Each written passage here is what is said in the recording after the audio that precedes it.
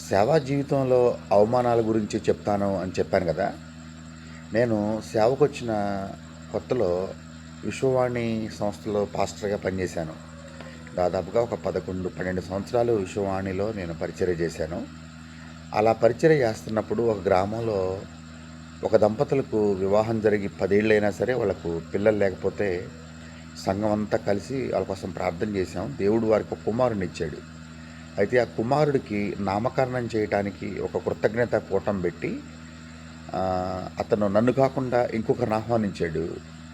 సంఘం అతన్ని అడిగితే, మన పాస్టర్ గారు ఉండగా నువ్వు ఇంకో పాస్టర్ గారిని ఎందుకు ఆహ్వానించావు అని చెప్తే, అప్పటికి మాకు వివాహం జరిగి 6 సంవత్సరాలైంది. అప్పటికి మాకు ఇంకా పిల్లలు లేరు. ఇప్పటికీ మాకు పిల్లలు లేరు. సో అతను చెప్పిన సమాధానం ఏంటంటే, వాళ్ళకి పిల్లలు లేరు కదా, లిటరల్గా గొడ్డుబోతులు కదా, వాళ్ళ చేతిలోంచి కార్యక్రమం జరగటం నాకు ఇష్టం లేదు అన్నాడు. అది నన్ను చాలా కృంగదీసింది.